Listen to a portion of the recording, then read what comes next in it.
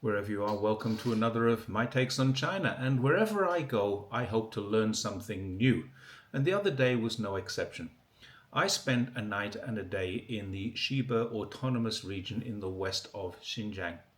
The language of this region is spoken by about 200,000 people in the world, but surprisingly, only about 30,000 of them live in that region. The rest are scattered around the world, but a huge number of them live in northeast China. Yes, you heard that correctly. I'm in the very far northwest of China, but the majority of people who speak this language live in the northeast. I'll explain how that happened in a moment. But first of all, let's take a look at this newspaper, the Chap Chal newspaper. On first glance, and to inexperienced eyes like mine, it looks like Mongolian. It isn't, but there's a reason for the similarity too, and we'll come to that later. It's actually a newspaper that was founded over 70 years ago and has been continuously published since then. There are 2,400 paper copies sent out twice a week, and there's an online version. Now, as an Englishman, I see this as a priceless contribution to local culture. Languages in the UK have almost all died out. Maybe we can count Welsh as an outlier, but with that exception, there aren't many European, British, or American minority languages that have their own newspaper, are taught in local schools, and have people using them in their day-to-day life. Yet that's something we've witnessed here in Xinjiang all the time.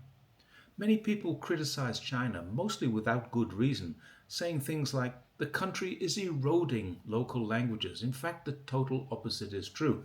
If you want to learn Mongolian, you can't learn to read or write it in Mongolia. You have to come to China and visit the Inner Mongolian Autonomous Region. If you want to learn Tibetan, don't go to the Indian parts of Tibet to meet with second and third generation people outside of Tibet either. There are university courses here, and every child in Tibet must learn to speak it in school, whether they're Tibetan or not.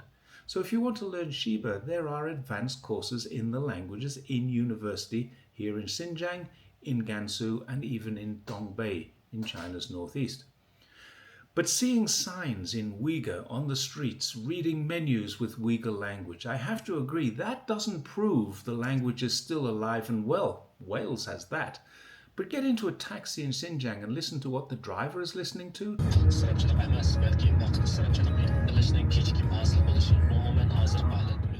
Check into your local hotel, watch what the locals watch on TV, and while checking in, listen to what the receptionists say to each other.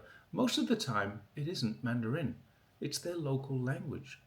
Walk through the streets, listen to locals speaking. You realize different languages are alive and well, and judging by the number of kids chatting with their parents, they're growing too.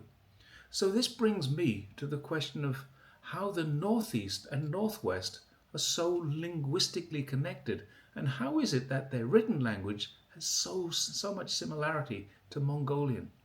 Well, it all relates to what my wife calls the First Long March. Back in the 1700s, when the Qing dynasty needed to both repopulate and defend the far west of China, many critics of China decried the expansions of the Qing dynasty and criticized the use of the name Xinjiang, often incorrectly translated as New Territory. In fact, the name Gutu Xinhui was given to the region, and that means Old Lands Newly Returned.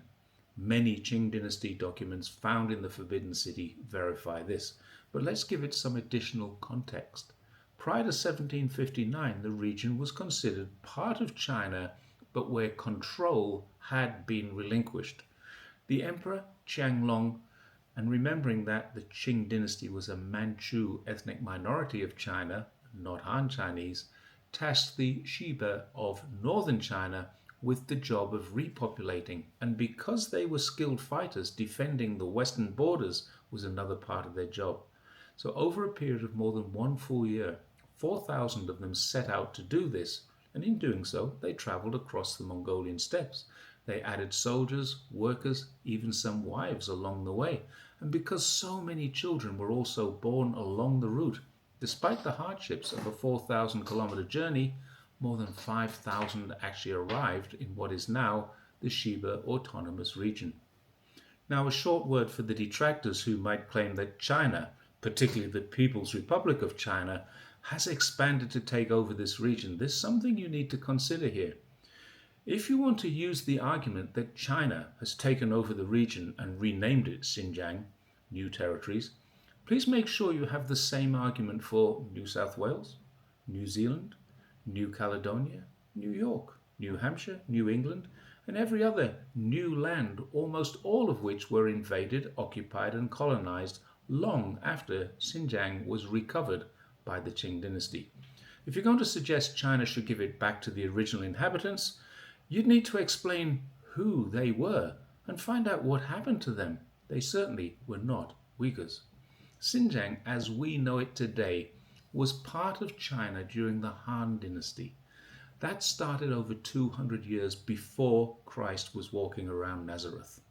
New Zealand and all those other places were entirely unknown to Western minds, and Uyghurs didn't migrate into Xinjiang until much later, around the 10th century. And here's another surprising fact. The Uyghurs helped the communists to defeat the Republicans. They knew where they were. They always knew they were Chinese. Most Uyghurs still do. So not only is Uyghur culture alive and well, so is Xiba, Mongolian, Tibetan, and a whole host of other ethnicities in China that most so-called experts wouldn't recognize if they were punched in the face by them. So that's my take on the local culture. Please don't forget to like, share, subscribe, make comments as well, please. But also the big thing is to share this widely, because there's a lot of truth in this and there's a lot of misinformation out there. I will see you next time. Bye for now.